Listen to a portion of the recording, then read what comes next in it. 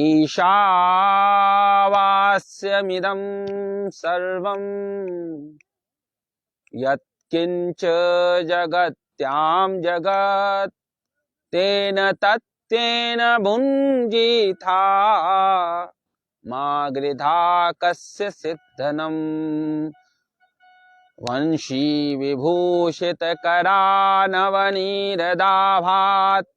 पीताम्बरादरुणबिम्बफलाधरोष्ठात् पूर्णेन्दुसुन्दर मुखादरविन्दनेत्रात् कृष्णात् परं किमपि तत्त्वमहं न जाने नारायणं नमस्कृत्य नरं चैव नरोत्तमं देवीं सरस्वतीं व्यासं ततो जयमुदीरयेत्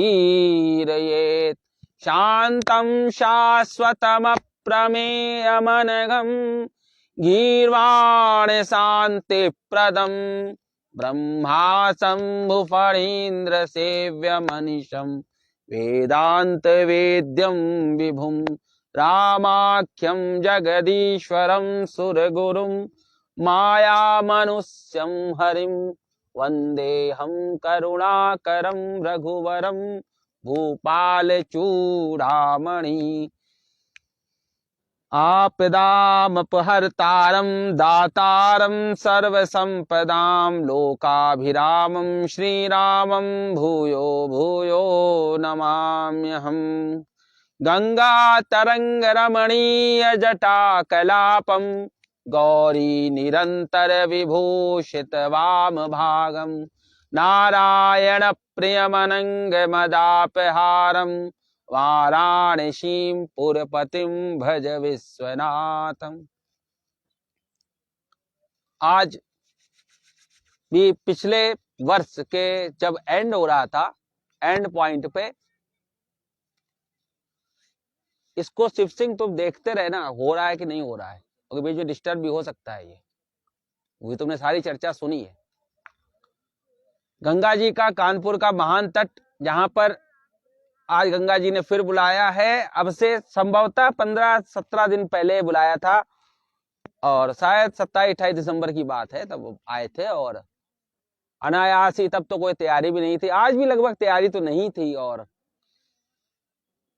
आज सदगुरुदेव भगवान का जन्मोत्सव है। अब आगे वो किस तरह का उत्सव करवाएंगे कि नहीं करवाएंगे, जैसी मर्जी वैसा करें, हम लोग कुछ नहीं कह सकते। वो बस जीवन में हम लोगों के बने रहें, बस इतना बहुत है। उत्सव उनका है और वही करवाएंगे, वही अपना आवेश जब प्रकट करेंगे तब उनका उत्सव हो जाएगा। वो अपना आवेश प्रकट नहीं करेंगे तो उस उत्सव का, जैसे कोई मूर्ति है और मूर्ति बन गई, मूर्ति के बाद उसमें प्राण प्रतिष्ठा हुई, तो हम लोग का तो यह शरीर मात्र शरीर है। जो शिष्य का शरीर है वो मात्र शरीर है, उसमें प्राण भूत सदगुरुदेव भगवान ही होते हैं। जब वो अपना आवेश वहां प्रकट करते हैं तो कोई भी बड़े से बड़ा कार्य सरलता से संभव हो जाता है, और उनका आवेश प्रकट किए बिना वह कार्य संभव कभी भी नहीं हो पाता है। सदगुरुदेव भगवान की बहुत महान भूमिका शिष्य के जीवन में होती है। भगवान की तरफ उन्मुख करने से लेकर भगवान के यहाँ पहुंचाने तक सदगुरुदेव भगवान एक पल भी हम लोगों का साथ नहीं छोड़ते। और जिनकी गोदी में सीताराम जी सदा खेलते हैं और जो कन्हैया से मित्रवत आचरण रखते हैं, कुछ भी कन्हैया से बोलने का उनको अधिकार प्राप्त है। राधा जी से संबंध है उनका, राधा जी को भाभी माँ कहते हैं, और राम जी को शिष्य और सीता जी उनकी बहू रानी है। और परम सौभाग्य है कि जो रिकॉर्डिंग कर रहे हैं वो भी गुरु जी के शिष्य हैं, और उसी स्थान से है जहां गुरु जी का आश्रम है, चित्रकूट। और हम बोल रहे हैं,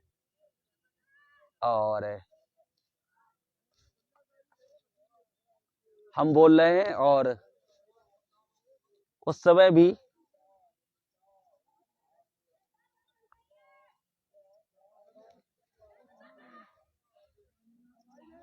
हम बोल रहे हैं, हम भी मन से तो भाई कभी कभी चित्रकूट चले ही जाते हैं, और कन्हैया इतना शैतान है कि वो कहीं और जाने नहीं देता, वो तो कुंभ भी नहीं जाने दे रहा। प्रयागराज वृंदावन का गुलाम है। प्रयागराज में तो अंबेडकर वत लोग राजित हो सकते हैं, और बौद्ध धर्म का सबसे ज्यादा प्रचार भी प्रयागराज और बनारस आदि क्षेत्रों में हुआ। ईसाइयत का भी प्रचार उधर तबीयत से है। गौतम बुद्ध और ईसा मसीह वहां नाचते ही रहते हैं। वहां का क्रियाविधि भी गौतम बुद्ध और ईसा मसीह की गुलाम है, कोई चाहे कुछ कहे। लेकिन अपने कानपुर में ये गौतम बुद्ध कुछ नहीं कर पाया और ईसा मसीह भी कुछ नहीं कर पाए। लोग लालच में कुछ करते हैं, वो अपना उनकी मर्जी है, लेकिन कानपुर में गंगा जी का परम प्रताप है। अभी ब्रह्मावर्त पे हमारे कलयुग व्यापित नहीं हुआ।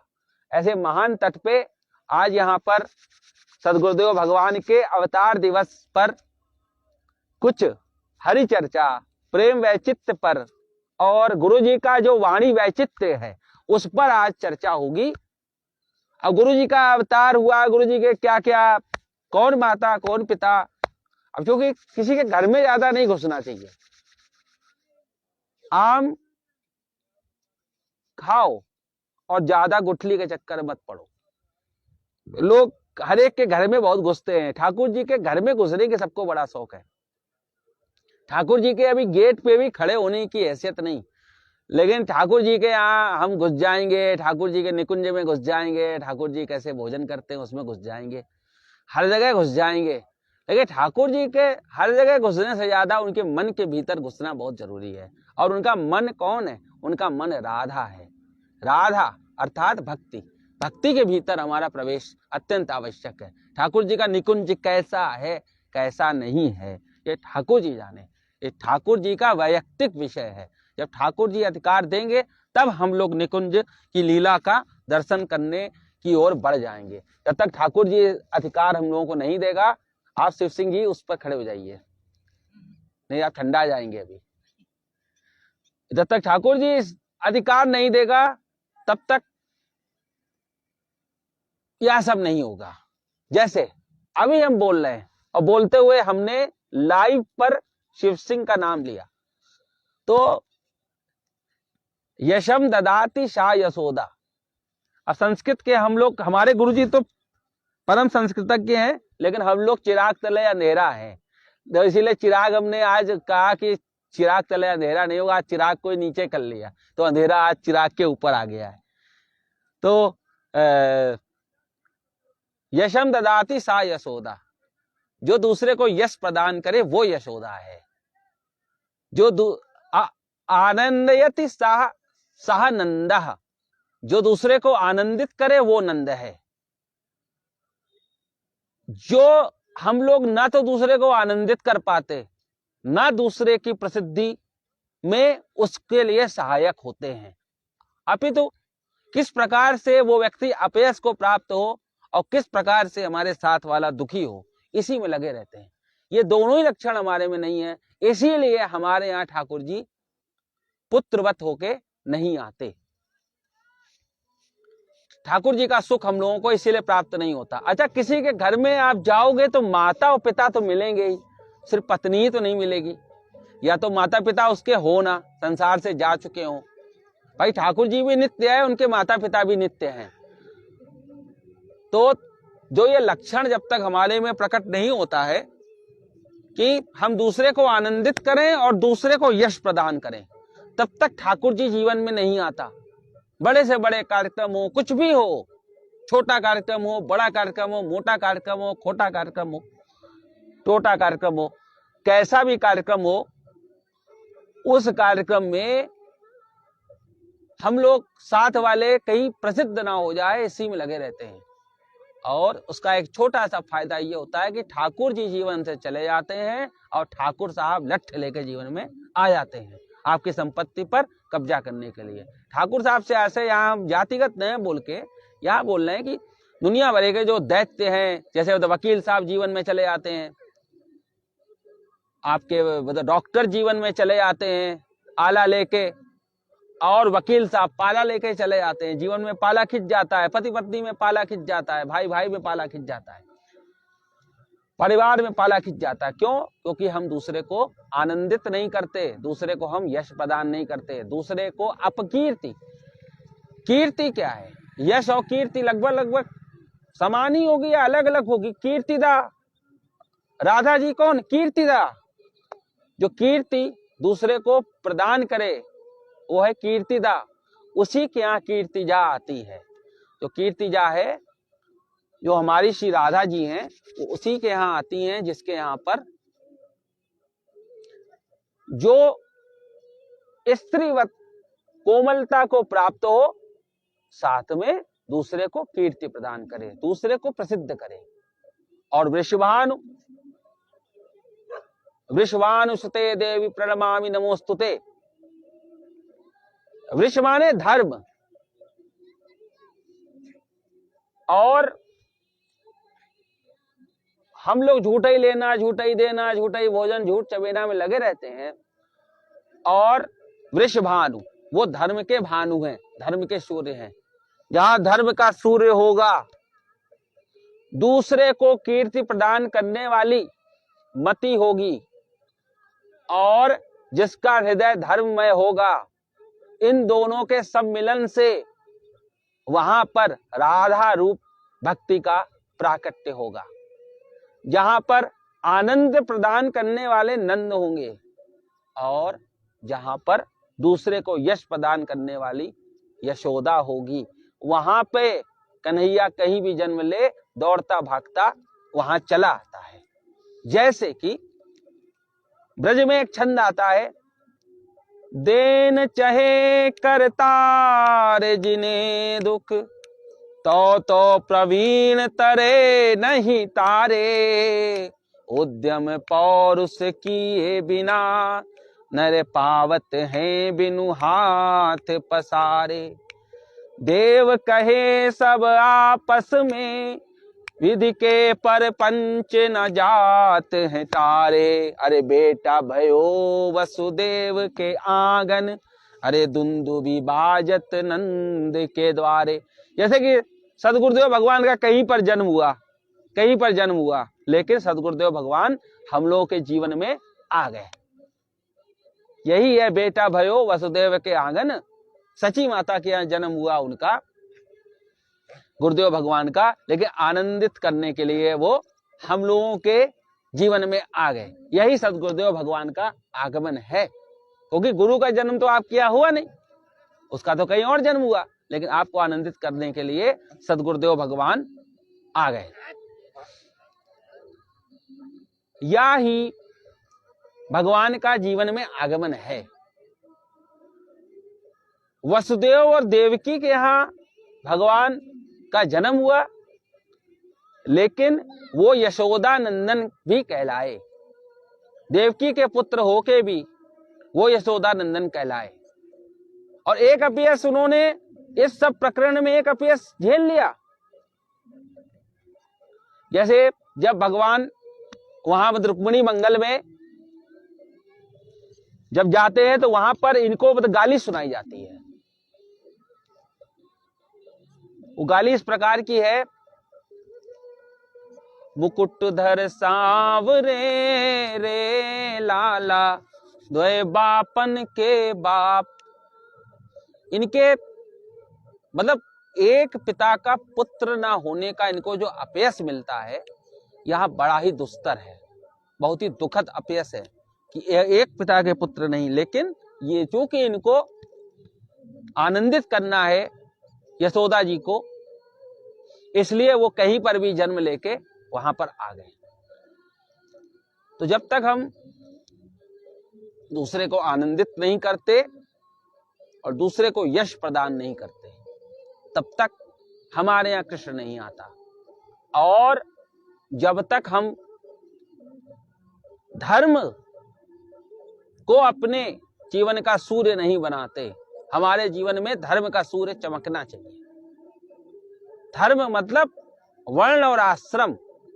धर्म और वर्ण और आश्रम का सूर्य जब अस्त होगा तो वहां वृषभानु नहीं है। और कीर्ति, कीर्ति फिर हम अपनी कीर्ति में लगे रहेंगे, फिर हम दूसरे की कीर्ति का सोचेंगे नहीं, कीर्तिदा भी नहीं है। और जब दोनों ही नहीं है तो वह राधा नहीं है, और जब राधा नहीं है तो भक्ति नहीं है। और ऐसा कोई भी संत हो उसको तुरंत त्याग देना चाहिए। जाके प्रिय न राम वैदेही तजहि ताहि कोटि बैरिन सम यद्यपि परम स्नेही। जिसके राम जी और वैदेही जी प्रिय नहीं है, उनको करोड़ों करोड़ बैरियों के समान छोड़ देना चाहिए। और राम जी और वैदेही जी किनको प्रिय नहीं है? जिनको वर्णाश्रम व्यवस्था प्रिय नहीं है, जिनको भी वर्णाश्रम व्यवस्था प्रिय नहीं है। एक आपके ऋषिकेश में है, बहुत बढ़िया है, अच्छा करते हैं। एक बार वो ग्लोब को, पृथ्वी के ग्लोब का दुग्धाभिषेक कर रहे थे, और 5-6 मूर्ख जो अपने को बहुत बड़ा समझते हैं, वो ऐसे मूर्ख भी उसमें शामिल थे। और उनको बहुत अच्छे अच्छे लोग आएंगे, ऐसे नाचेंगे, ऐसे कूदेंगे, ये करेंगे, वो करेंगे। और ये सब लोगों को मूर्ख बनाने के प्रकरण में वो वहां पर सम्मिलित थे। उन्हीं का ये वचन है कि वर्णाश्रम मिटाओ। जिस मूर्ख को ये समझ में नहीं आता कि तुम इस तरह से जो दुग्ध का अर्पण शिवलिंग पे होना चाहिए, उससे तुम पृथ्वी का अभिषेक कर रहे हो, वो भी ग्लोब का, जो कि साइंटिफिक है। उस साइंटिफिक ग्लोब का क्या मतलब बनेगा? उस मूर्ख की ही बात है। वो ऋषिकेश का मूर्ख है, उसने वहां जाने कितनी जमीनों पे कब्जा कर रखा है, अपने को बहुत बड़ा संत कहता है। हम लोग उस जगह गए हैं, हम लोगों ने देखा है क्या यहाँ चलता है। और बस जब जैसा खाओगे अन्न वैसा बनेगा मन। तब तुमने पाप की कमाई खाई है, तो उस पाप की कमाई से जो तुम्हारे विचार उत्पन्न हो रहे हैं वो भी पाप युक्त हैं। इसीलिए तुम कह रहे हो कि वर्ण और आश्रम व्यवस्था भारत की सबसे बड़ी शत्रु है। जिस समय वर्ण और आश्रम व्यवस्था को भारत का शत्रु घोषित कर देंगे, उसी समय से ब्राह्मण का जो रोजगार है वो मिट्टी में मिल जाएगा। और ये परम दुर्भाग्य है कि ब्राह्मण ही इस वर्ण और आश्रम की व्यवस्था को मिट्टी में मिलाने में लगा हुआ है। यदि वर्ण और आश्रम का चक्कर ही खत्म हो जाएगा, तो इस चक्कर के खत्म होते ही वहां पर जब संकल्प बोलने का भी चक्कर खत्म हो जाएगा, तब कौन सा वर्ण बोला जाएगा, कौन सा गोत्र बोला जाएगा? जब कुछ भी बोला ही नहीं जाएगा तो ब्राह्मण देवता करेंगे क्या? फिर गंगा जी के तट। और जब संकल्प ही नहीं होगा तो किसी की मुक्ति कहां से होगी? तो आज सदगुरुदेव भगवान का मंगल प्राकट्य उत्सव है, और यह बड़ा कठिन दौर है जिसमें जो ब्राह्मणों का मूल आधार है वर्ण और आश्रम, उसको मिटाने में ब्राह्मण ही लगे हैं। जैसे रावण ये सबसे चिढ़ता था, नफरत करता था, वैसे ही कुछ एक रावण है। और तब तो सबने पहचान लिया था कि ये रावण है। आज काल ने भी, वो भी इन सब चीजों से चिढ़ता था, हनुमान जी ने पहचान लिया, हनुमान जी ने उठा उठा के पटका, फिर काल ने भी अपने बराबर से उठा उठा के पटका, और बहुत भयंकर युद्ध भी हुआ, तब भी किसी को समझ में नहीं आता। जो व्यक्ति वर्ण को ना माने, जो व्यक्ति आश्रम को ना माने, जो व्यक्ति भक्ति को ना माने, जो व्यक्ति एकांतिक जीवन पे विश्वास ना करे, जो व्यक्ति अपने शिष्य को कुछ भी आनंदित करने का, उसके जीवन में भगवान का प्रकाश करने का ना सोचे, लीला का प्रकाश करने का ना सोचे, जो धाम की मर्यादा को ना सोचे, धाम किस प्रकार से सुखी हो, वहां भगवान विलसते हैं, वहां भगवान विराजते हैं, जो ये ना सोचे, वहां हमारा कुछ भी नहीं है। तो सदगुरुदेव और गुरुदेव होने का तो प्रश्न ही नहीं है। लेकिन हमारी परंपरा में ऐसा नहीं है, क्योंकि हम लोग परंपरागत हैं, हम लोग परंपरा से आए हैं। जैसे कि कोई यादव है, वो एक परंपरा से आया है। कोई नाम में वहां पर आयल थायल लगा ले, वहां पर नाम में वो लगा ले कि उसका नाम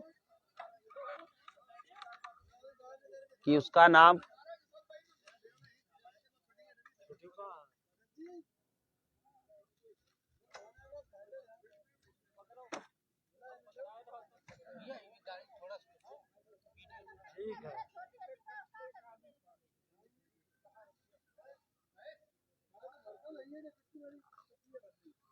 कि उसका नाम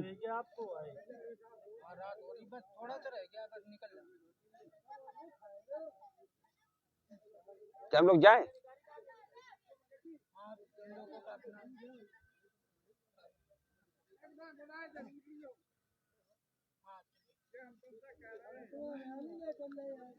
पंद्रह 20 मिनट चले जा रहे हैं। कोई दिक्कत नहीं, आराम से बैठो भाई आपकी जगह में हम आए ना, बस सीधी बात आप ही की आज्ञा से है।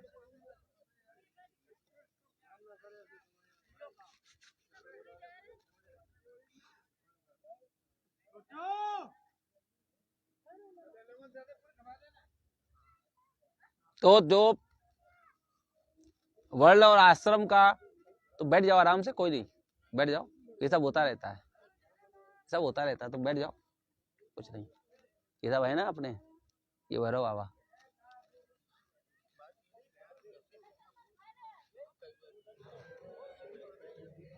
नहीं अभी चल रहा है, वो कुछ नहीं करेगा। नहीं होने तो कुछ नहीं है, अभी हम लोग को तो 20-25 मिनट है ना यहाँ, अभी वो ऐसे ही टहलेगा।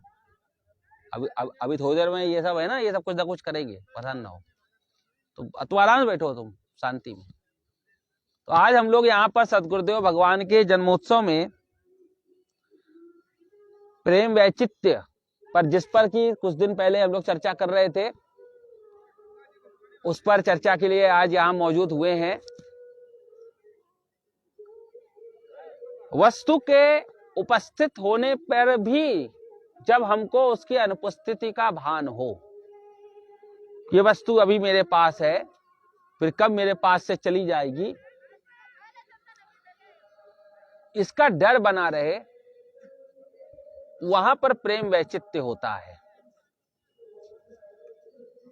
यह वैचित्र्य ही हमारे में प्रेम को चरमोत्कर्ष पर पहुंचाता है, और यह वैचित्र्य ही किसी को कवि बना देता है, किसी को किसी की छवि बना देता है, और यह वैचित्र्य ही प्रेम के विविध रंग रूप प्रकट करता है। यह वैचित्र्य ही विरह के क्षणों में छूटी हुई वस्तु को याद रखने की व्यवस्था लाता है। चैतन्य संप्रदाय में यह प्रेम वैचित्र्य बहुत ज्यादा है। राधा वल्लभ जी में यह प्रेम वैचित्र्य नहीं है, क्योंकि वह वियोग नहीं है, वह मान है। राधा वल्लभ में मान है, और वो लोग ये नहीं वहां माना जाता, और है भी नहीं, मानते भी नहीं कि भगवान हमसे वियोजित है। चैतन्य में वो लोग अपने को मतलब इस तरह का मानते हैं कि ये भगवान हमको कैसे मिलेगा, कैसे मिलेगा, हर समय वो लोग तड़पते रहते हैं, तड़पते रहते हैं, तड़पते रहते हैं। तो तड़पना जो है वो चैतन्य संप्रदाय में है, कि हम भगवान के लिए तड़प रहे हैं, भगवान के लिए तड़प रहे हैं। और राधा वल्लभ जी में यह प्रेम वैचित्र्य नहीं है। क्यों? तड़पना तब होगा जब किसी वस्तु के छूटने की आशंका हो। राधा वल्लभ जी में छूटने की आशंका नहीं है। वहां एक प्रकार से ये समझ लो कि वो जो लक्ष्मण जी और राम जी वाला संबंध आप मान लो, कि जो छूटने ही नहीं है, हमेशा एक साथ रहने हैं। और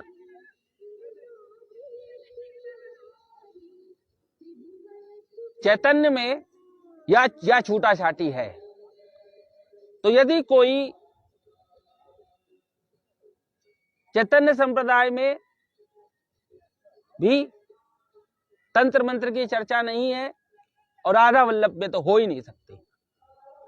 यदि कोई पहले के समय में अघोर तंत्र में रहा हो, और वह यदि आपको राधा वल्लभ जी के बारे में बता रहा है, तो आप ये मान लो कि उससे जितना जल्दी आप नमस्ते कर पाओ तल्ली नमस्ते कर लो, क्योंकि राधा जी बहुत कोमल है, बहुत कोमल है। और वहां तंत्र मंत्र करने वाला व्यक्ति, यदि उसको राधा समझ में आएगी, यदि उसको राधा रानी की कोमलता समझ में आएगी, यदि उसको निकुंज लीला समझ में आएगी, तो वो कभी भी तंत्र मंत्र करने वाला व्यक्ति कभी भी राधोपासना में नहीं आएगा, निकुंज उपासना में नहीं आएगा।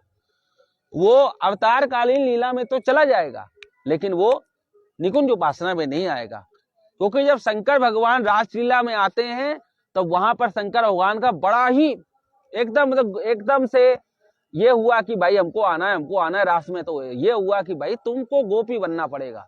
जब गोपी बने तो उन्होंने जो अघोर तंत्र का अपना रूप था, भयानक रूप था, सांप बिच्छू जो उनके थे सब छोड़ के ही वो वहां पर उस रास में सम्मिलित हुए।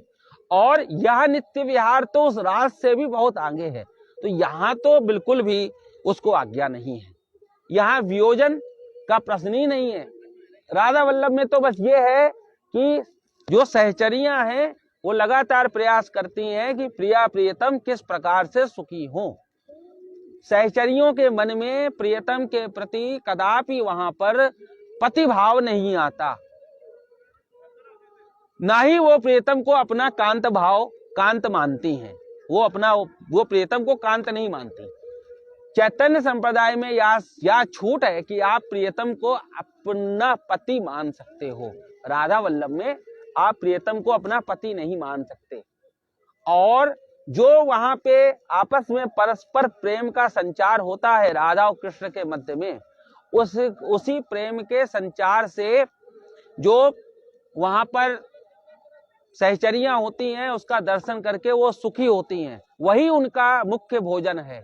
और जो यहाँ आंसू नहीं है, यहाँ संयोग में भी जल्दी से आंसू कोई नहीं निकालता। संयोग में बहुत ज्यादा संयोग, तो वो हर्ष के आंसू हो सकते हैं लेकिन वियोग चूंकि है नहीं। हाँ, ये तड़प हो सकती है कि हमको कब राधा और कृष्ण के नित्य विहार के दर्शन होंगे, यह तो तड़प हो सकती है। लेकिन यह तड़प नहीं हो सकती कृष्ण कब मुझे पति रूप में प्राप्त होगा। और राधा के प्रति तो ऐसा कुछ सोच ही नहीं सकते। तो जिनका इस तरह का भाव है वहां राधा वल्लभ जी है। और यदि यहां आप नहीं पहुंच पा रहे हो तो हाथ जोड़ के प्रार्थना है कि आप राधा वल्लभ के बारे में मत सोचिए। राधा वल्लभ और हरिदासी सबसे ऊपर है, इनसे ऊपर कोई है ही नहीं। क्योंकि यहाँ पर हम लोग बैठ जाओ, आप भी बैठ जाओ, बैठ जाओ ना, क्या दिक्कत है। माचिस नहीं है हमारे पास, फंसवा दीजिए। अब अरे यहाँ बैठो, अभी आएगा वो।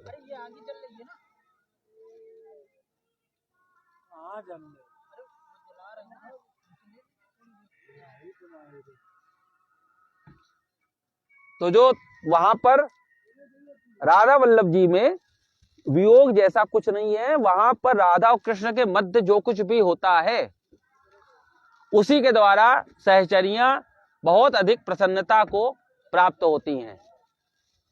हम लोग अपनी आत्मिक वासना से इतने ज्यादा ग्रस्त रहते हैं कि हम लोग चैतन्य को और राधा वल्लभ को आपस में मिला देते हैं। वास्तविकता यह है कि राधा वल्लभ संप्रदाय में जल्दी कोई जा ही नहीं सकता। ऐसा हो ही नहीं सकता कि आप कृष्ण को देखो और कृष्ण के प्रति आपके अंदर, यदि आप सखी भाव में हो, आपके अंदर पति भाव ना आए।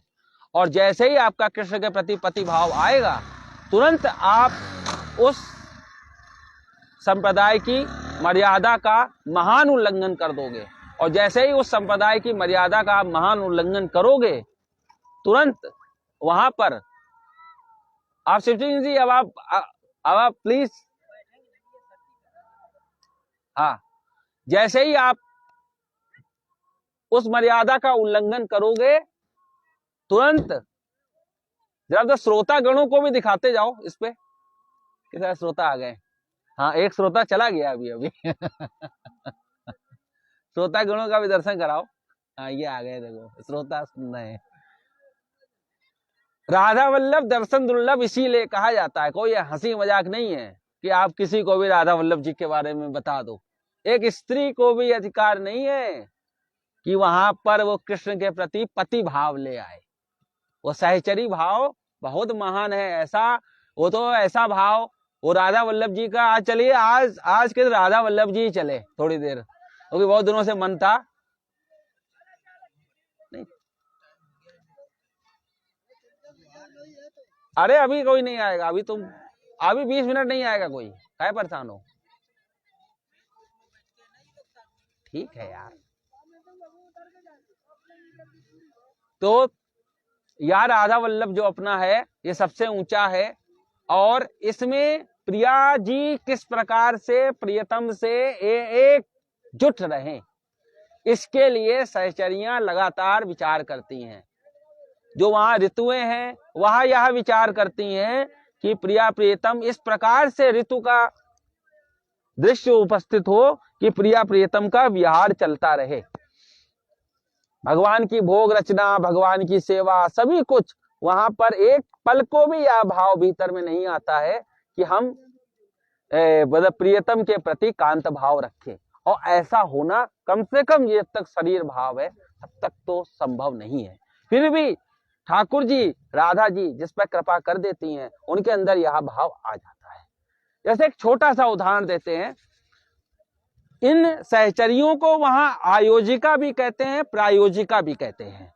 जैसे आयोजिका, एक बेटी की शादी किसी से हो रही है और उसका जो पिता है वो वहां प्रायोजिका हो गया, वो वहां प्रायोजक हो गया। किस प्रकार से?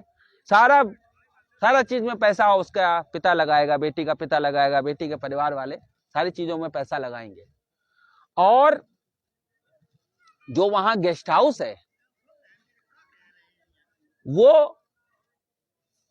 वो वहां का आयोजक हो गया। तो जो गेस्ट हाउस है, जो वहां का आयोजक है, उस आयोजक के मन में जब बेटी विदा हो रही होगी तो एक आंसू नहीं आएगा। क्यों? क्योंकि वहां पर वो आयोजक है। यहां बात यह आ रही है कि आप आयोजक भी बनिए, प्रायोजक भी बनिए, सारी चीजों का इंतजाम भी करिए और सारी चीजें उठा के लाइए भी, सारी व्यवस्था भी आप करिए। संगीत भी वहां जो है वो भगवान, वो राग भी वही हो जिसमें भगवान का नृत्य होता रहे। सब कुछ वहां वही हो जिसमें भगवान का कार्य चलता रहे। यह सब सहचरी भाव के अंतर्गत है। परंतु यह सब होने पर भी आप वहां के प्रति बिल्कुल भी यह भाव आपके अंदर ना आए कि काश मैं भी राधा का भाग कृष्ण से ग्रहण कर पाता। यह अधिकार गौड़िया संप्रदाय में है, यह अधिकार निम्बार्क में है, परंतु राधा वल्लभ में यह अधिकार किसी को नहीं है। प्रिया प्रियतम आपस में सुखी रहें, उसके सुख में हम लोग भी सुखी रहें। विशुद्ध रूप से यहां पर स्वामिनी का भाव है राधा जी के प्रति। यदि राधा जी के प्रति बेटी का भाव लाएंगे तो भी हम वहां पर विहार का दृश्य तो नहीं देख पाएंगे प्रिया प्रियतम की। उसमें प्रियतम हमारे प्रति कुछ भी करे, हमें उसके सुख में सुखी हो जाना है। राधा जी कुछ भी किसी भी प्रकार से वहां पर मतलब राधा जी सुखी हो रही हो, वो सब कुछ हमें करने को तैयार हो जाना है। वहां जमुना जी भी सहचरी रूप में ही है। जमुना जी इस प्रकार से अपनी लहरों का आवाज करती हैं कि उसमें जो संगीत है उसके द्वारा वह वातावरण वहां उपस्थित हो जाए कि प्रिया प्रियतम का जो विहार है उसके अनंत मात्रा कल्प रंग उपस्थित हो जाएं, अनंत मात्रा कल्प ढंग वहां उपस्थित हो जाएं। अब जो व्यक्ति शरीर भाव से बाहर नहीं गया है, जिस व्यक्ति को वृंदावन के प्रति श्रद्धा नहीं है, जिस व्यक्ति को अभी कांत भाव से बड़ी दिक्कतें हैं, जिसको श्रृंगार रस पाप लगता है, जिसको सौंदर्य से उलझन होती है, जिसको माधुर्य पल्ले नहीं पड़ता, जो भी हाथ पैर के दर्द जरा सा हो जाए तो आफत बचाता है, उसको राधा वल्लभ जी का कोई भी अधिकार नहीं है। राधा वल्लभ जी का अधिकार उसी को है जो इन सब से बाहर आना चाहता है। कम से कम बाहर आने का वो व्यक्ति प्रयास तो करे, प्रिया जी से प्रार्थना करे कि उनके प्रियतम के प्रति वो कभी भी कांत भाव ना लाए, क्योंकि प्रियतम उन प्रिया जी का भाग है। सखियों को उसका प्रसाद भी ग्रहण करने का अधिकार नहीं है। अकेले उसको जुठारने का अधिकार नहीं। जो वस्तु प्रिया जी स्वीकार करेंगी उसको सखियां जुठारेंगी नहीं। गौड़िया संप्रदाय में ये सारे अधिकार है। अगर मतलब प्रियतम कुछ स्वीकार कर रहा है, अगर वहां पर प्रिया जी कुछ भी स्वीकार कर रही हैं, तो उसको जुठारने का अधिकार गौड़िया में है, रामानंद में भी है।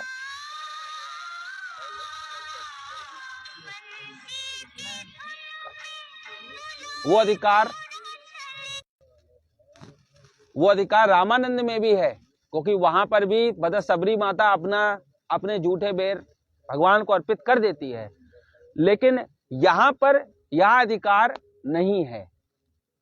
प्रिया और प्रियतम किस प्रकार से रास करे और किस प्रकार से वो रास चलता रहे, इसमें ही सहचरियां पूरा जीवन बिता देती हैं। और यह एक ऐसी ऊंची छत है, उसको छूने का प्रयास करते करते कम से कम व्यक्ति सखी नहीं हो पाता, लेकिन उसका संसार तो छूट ही जाता है। और फिर वह भी निकुंज में प्रवेश होकर स्त्री रूप में भगवान के साथ खेलता कूदता रहता है। एक बार किसी ने पूछा कि ये सखी भाव क्या है, तो वहां जो उत्तर दिया वो फीमेल थी, और उत्तर देना बड़ा कठिन था। एक फीमेल को उत्तर देना सखी भाव क्या है, वो भी उसको उत्तर देना कि जिससे कभी श्रृंगारिक चर्चा हो ही नहीं सकती। तो वहां हमने यह उत्तर दिया कि स्त्रियां आपस में रहती हैं, और स्त्रियां किसी भी प्रकार से रहें आपस में एक दूसरे का दर्शन कर सकती है। परंतु पुरुष जब वहां होगा तो वो स्त्री तुरंत असहज हो जाएगी, और स्त्री उस समय कुछ भी करे। एक स्त्री वहां मौजूद है, एक जो उसकी सहेली वहां मौजूद है, तो वो स्त्री किसी भी रूप में रह सकती है। लेकिन पुरुष वहां उसका भाई मौजूद है, वहां उसका पिता मौजूद है, कोई अन्य व्यक्ति मौजूद है, तो वहां पर वो स्त्री नहीं रह सकती। क्योंकि राधा जी प्रियतमा है और उनकी सेवा में जाना है, कहीं से कोई अपराध ना बन जाए,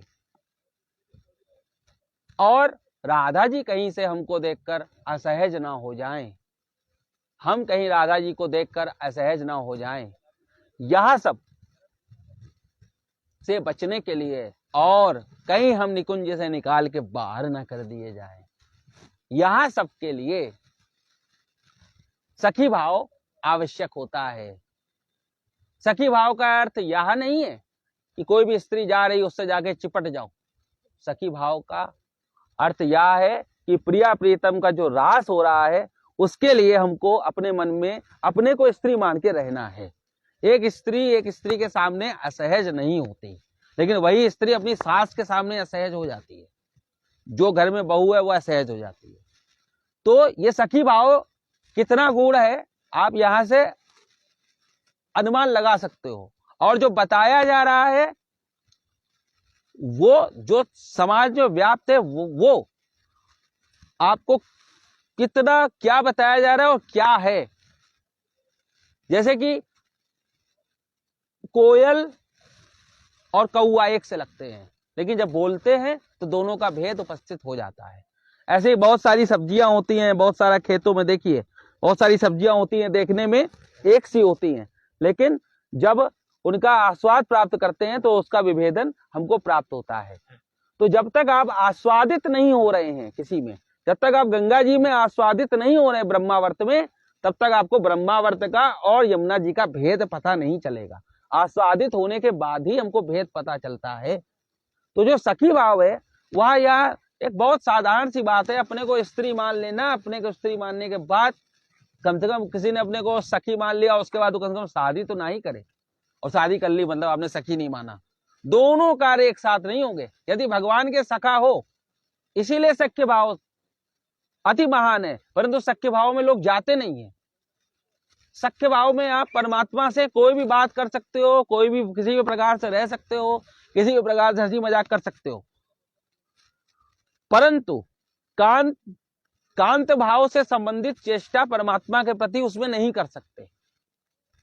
सखी भाव में कांत भाव से संबंधित चेष्टा भगवान से कर सकते हैं। और जब हम सहचरी भाव में आते हैं तो उसमें सारी बातें कर सकते हैं, सारी बात का दर्शन कर सकते हैं, परंतु वहां पर हम कांत भाव परमात्मा के प्रति नहीं ला सकते। परमात्मा हमारे प्रति कांत भाव लाए तो वो चलेगा, लेकिन हमारे अंदर उसके सुख के लिए, परमात्मा के सुख के लिए हमको कैसा भी हो जाना है। सखी भाव के अंतर्गत सहचरी भाव में, सखी भाव में यह है कि हम परमात्मा के प्रति कैसा भी भाव ला सकते हैं, हम राधा जी से कैसी भी चर्चा कर सकते हैं। सख्य भाव में हम लोग राधा जी से कोई बात नहीं कर सकते, एक भी बात नहीं कर सकते। एक भी वस्तु जो कि हंसी मजाक वाली होती है, जो वो हम नहीं कर सकते सख्य भाव में। और जिनका कोई भाव ही नहीं है वो तो कुछ भी नहीं कर सकते। जिनका पुत्र भाव है फिर वो कैसे उस प्रकार की चर्चा करेंगे, जो हल्की फुल्की भी हंसी मजाक नहीं कर सकते। तो हंसी मजाक का सारी छूट सख्य भाव में है। सखी भाव में हंसी मजाक की छूट है, साथ में चेष्टाओं की छूट है, आंगिक वाचिक चेष्टाओं की छूट है। हाँ। और आज यहीं पर मतलब व्याधित हो रहा है। आज इतना होना था, इतना ही भाग्य में था। ठाकुर जी आगे कभी मौका लगाएगा। सदगुरुदेव भगवान को उनके अवतरण दिवस की बहुत बहुत बधाइयां।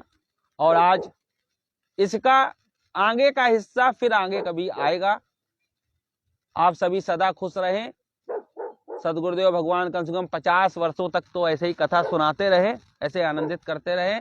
जय जय सीताराम, जय जय श्री राधे, नमो राघवाय।